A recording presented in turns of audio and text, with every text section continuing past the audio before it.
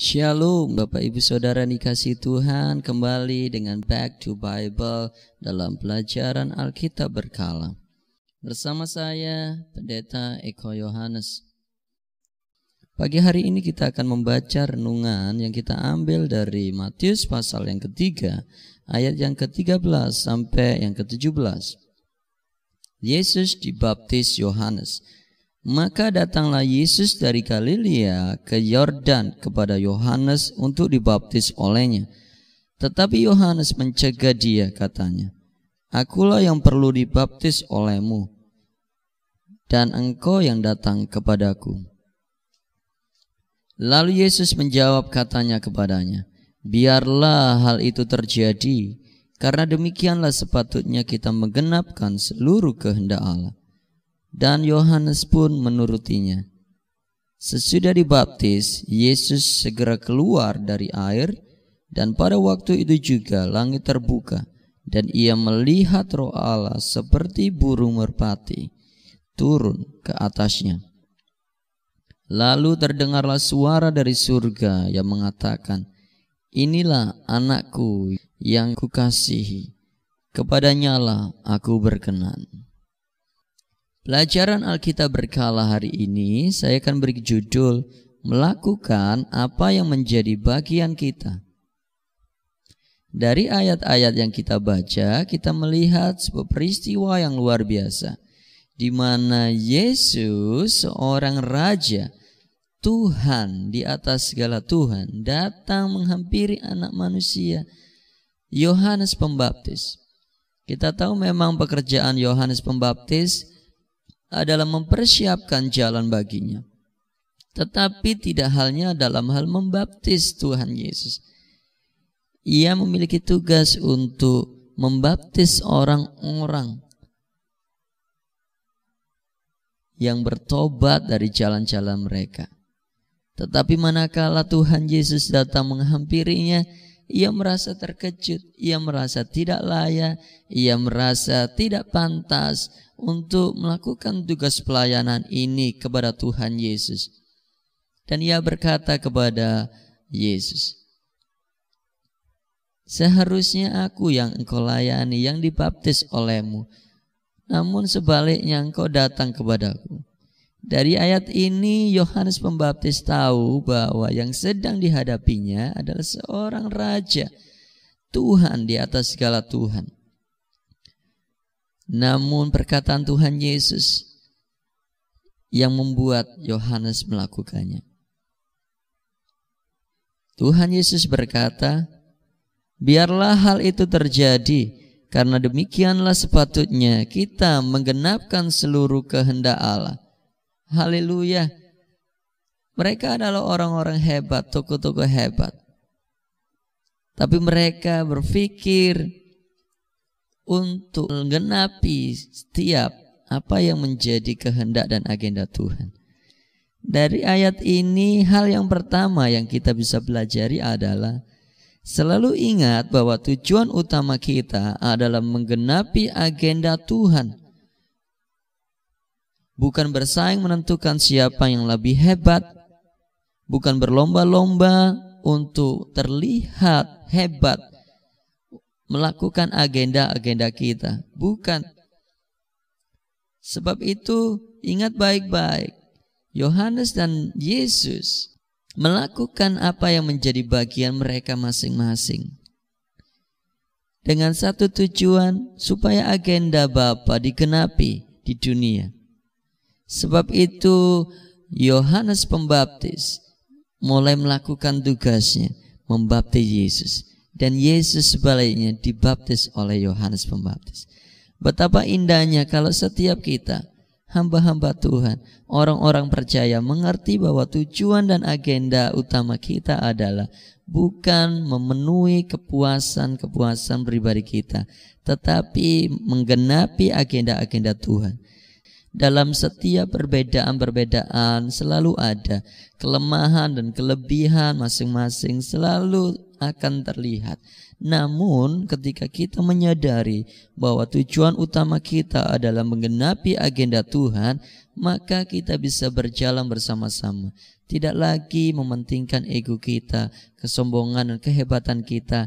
Kita bisa menahannya dan rindu bersama-sama melihat kemuliaan Tuhan dinyatakan atas Indonesia, atas kota di mana kita berada. Mari berdoa buat hamba-hamba Tuhan supaya hamba Tuhan yang satu mulai mengingat agenda Tuhan atas hidupnya. Tidak sibuk untuk saling mencaci, tidak sibuk untuk saling menjatuhkan hamba-hamba Tuhan yang lain. Hal yang sama para pekerja, para pelayan-pelayan Tuhan di gereja, doakan mereka supaya mereka memenuhi agenda-agenda Tuhan. Tidak sibuk untuk terlihat menonjol dalam sebuah gereja. Yang kedua yang bisa kita pelajari adalah bersinergi. Kata sinergi berasal dari bahasa Yunani sinergos yang berarti bekerja bersama-sama. Sinergi adalah sebuah bentuk dari sebuah proses atau interaksi yang menghasilkan sesuatu secara seimbang yang harmonis, sehingga hasil yang diharapkan itu menjadi optimal. Yohanes Pembaptis memiliki tugasnya, Yesus memiliki tugasnya. Masing-masing memiliki tugas dan tanggung jawab mereka masing-masing. Namun ketika mereka bersama-sama bersinergi, maka kehendak Tuhan yang dinyatakan, kemuliaan Tuhan yang dinyatakan. Kita lihat ketika Tuhan Yesus dibaptis melakukan apa yang menjadi bagiannya. Tidak egois. Mentang-mentang dia seorang raja Tuhan yang datang dari surga turun ke dunia dan hanya minta dihargai, maka tidak ada yang terjadi apa-apa ketika ia melakukannya. Alkitab ini akan berbunyi berbeda. Namun manakala Tuhan Yesus mengerti bahwa ia harus melakukan tugasnya, sekalipun orang lain menganggap itu rendah. Namun ketika kita mencoba untuk bersinergi, tidak lagi melihat orang yang lain lebih tinggi dan lebih rendah, bersama-sama bekerja sama, melakukan bagian kita. Ada hal-hal yang tidak bisa kita lakukan yang orang lain bisa lakukan, atau sebaliknya, apa yang tidak bisa orang lain lakukan bisa kita lakukan. Dengan bersinergi kita bisa melihat kemuliaan Tuhan itu dinyatakan atas hidup kita. Mulai sekarang ingat untuk memenuhi agenda Tuhan dengan bersinergi. Kita tidak bisa berjalan sendiri-sendiri untuk memenuhi kehendak Tuhan. Dalam Yohanes pasal yang ke-17, Tuhan berdoa supaya murid-muridnya itu menjadi satu, berjalan bersama-sama untuk memenuhi agenda Tuhan. Sekalipun mereka berbeda-beda, namun ketika mereka berjalan bersama-sama, bersinergi, saling melengkapi, maka kemuliaan Tuhan dijanjikan akan terjadi. Dunia tidak lagi melihat one man show, tapi dunia melihat Kristus yang mempersatukan setiap kita. Haleluya. Yang ketiga yang kita bisa pelajari adalah pertobatan merupakan langkah awal untuk hidup dalam kemuliaan Tuhan. Kata pertobatan dalam KKBI, Kamus Besar Bahasa Indonesia, menjelaskan bahwa bertobat adalah menyadari dan sikap menyesal akan perbuatan-perbuatan yang salah, yang tidak benar di mata Tuhan. Dan kita berniat untuk mengaku dosa kita di hadapan Tuhan dan tidak akan mengulanginya kembali. Tuhan Yesus memberikan sebuah teladan, walaupun dia tidak bersalah, dia tidak berdosa, namun ia melakukan apa yang menjadi bagian, menjadi sebuah teladan dengan bertobat. Apalagi kita seorang manusia yang berdosa. Setiap hari pikiran kita, hati kita, keinginan kita, rancangan-rancangan kita seringkali tidak berkenan, seringkali menyimpang, seringkali berbeda dari apa yang Tuhan mau. Maka sebab itu sepatutnya kita untuk bertobat. setiap hari bertobat, mengakui segala kesalahan kita, mengakui segala kelemahan kita, mengakui ketidakmampuan kita di hadapan Tuhan, dan mulai hidup kembali kepada firman-Nya. Back to Bible. Kembali melangkah dan menjalani hari-hari kita sesuai dengan firman-Nya. Sejak Tuhan Yesus keluar dari air itu, Roh Tuhan turun dalam rupa burung merpati memenuhi Yesus. Ketika kita melakukan hal yang sederhana, kalau kita salah, mengakui segala kesalahan dosa kita, Ia setia dan adil. Ia akan mengampuni segala kesalahan dosa kita. Ia tidak mengingat-ingat lagi kesalahan kita. Dan waktu kita mengakuinya, Ia siap untuk menyatakan kemuliaan-kemuliaan. Ketika kita menyadarinya, maka Ia siap untuk menyatakan kemuliaan-kemuliaannya atas hidup kita. Jadi bertobatlah. Yang keempat yang kita bisa pelajari dari ayat ini adalah menjadi berkenan di hadapan Tuhan tidak selalu karena kita melakukan apa yang hebat di mata kita ataupun melakukan sesuatu yang hebat di mata orang lain. Kita berpikir apa yang kita lakukan sudah benar. Kita berpikir apa yang orang lain nilai atas hidup kita itu sudah luar biasa. Namun apabila hal itu lahir dari daging, maka Tuhan tidak menilai itu sebagai sebuah kebenaran, sebuah tindakan yang menyenangkan hati Tuhan. Jadi lakukan hal-hal yang kecil yang kita lakukan karena ketaatan, yang lahir karena mendengar firman Tuhan, yang kita ekspresikan karena kita rindu mengenapkan setiap kebenaran Tuhan, itu akan bernilai kekal. Jangan terkecoh untuk melakukan sesuatu yang besar. Mulailah dari sesuatu yang kecil.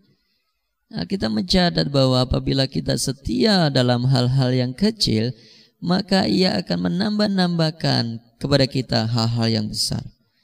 Fokus utamanya bukan terlihat wow, terlihat besar. Orang lain mengagungkan, orang lain memuji. Tidak. Fokusnya adalah menyenangkan dan menggenapi agenda Tuhan dengan melakukan bagian-bagian kecil yang kita lakukan dalam ketaatan. Melakukan apa yang menjadi bagian kita, porsinya kita, apa yang menjadi tugas kita. Itu sudah cukup di hadapan Tuhan untuk membuat Tuhan berkenan di hadapannya. Ayat 17 berkata, lalu terdengarlah suara dari surga yang mengatakan, inilah anakku yang kukasihi, kepadanyalah aku berkenan. Haleluya. Tuhan Yesus hanya melakukan bagiannya. Ia ingin memberikan contoh bahwa setiap kita harus melakukan setiap pertobatan dari segala dosa-dosa kita. Dan kemuliaan Tuhan turun memenuhi Tuhan Yesus dalam rupa burung merpati. Dan kemuliaan yang lebih besar lagi Tuhan nyatakan. Sebuah pernyataan dari surga bahwa Yesus anak yang dikasihi dan berkenan. Hal yang sederhana yang harus kita lakukan untuk kita ingat selalu untuk menjalani hari-hari ini. Yang pertama, selalu ingat bahwa tujuan utama kita adalah menggenapi agenda Tuhan. Yang kedua, belajarlah untuk bersinergi, bekerja sama dengan anggota tubuh yang lain, dengan jemaat, dengan pengurus, dengan hamba-hamba Tuhan. Yang ketiga, pertobatan merupakan langkah awal untuk hidup dalam kemuliaan-kemuliaan Tuhan. Dan yang keempat adalah menjadi berkenan di hadapan Tuhan tidak selalu karena kita melakukan apa yang hebat di mata orang lain, bahkan apa yang hebat di mata kita. Lakukan karena ketaatan untuk menggenapi agenda Tuhan. Mari kita berdoa. Bapa, kami mengucap syukur, terima kasih untuk hari ini, untuk setiap renungan yang kami sudah pelajari bersama-sama. Ajar kami untuk mengerti apa yang Bapa mau untuk kami kerjakan dalam hari-hari kami. Kami rindu, tuntun kami Tuhan untuk memenuhi setiap agenda-agenda Tuhan. Cukup kami melakukan apa yang Tuhan percayakan. Walaupun itu satu talenta yang Tuhan berikan. Bawa kami untuk melakukannya Tuhan. Supaya kami bisa menggenapi agenda Tuhan. Dan melengkapi orang lain untuk melakukan. Kami menabur, kami menyiram Tuhan. Engkau yang memberikan pertumbuhan. Di dalam nama Tuhan Yesus. Tuhan pertemukan kami dengan orang-orang yang bisa bersama-sama bersinergi dengan kami. Untuk melakukan kehendak-kehendak Tuhan. Bapa, kami juga memohon pengampunan darah Kristus mengampuni kami akan setiap kesalahan dosa yang kami lakukan. Kalau Tuhan dapati kami berjalan tanpa arah, kami berjalan tidak sesuai dengan agenda-agenda Tuhan, kami mohon pengampunan-Mu Tuhan, dan buat kami berkenan di hadapan-Mu, melakukan apa yang Tuhan mau. Paksakan kehendak-Mu atas kami. Terima kasih ya Bapa, terima kasih. Kami berdoa buat umat-Mu yang saat ini bersama-sama kami bersatu teduh. Kiranya damai sejahtera yang datang daripada-Mu turun memenuhi setiap kami, memberkati apa yang kami kerjakan sepanjang hari ini, membuat berhasil dan beruntung, bukan karena kuat dan gagah kami, tapi karena Engkau yang bekerja atas kami. Di dalam nama Tuhan Yesus Kristus, terima berkat itu. Haleluya. Amin. Tuhan Yesus memberkati.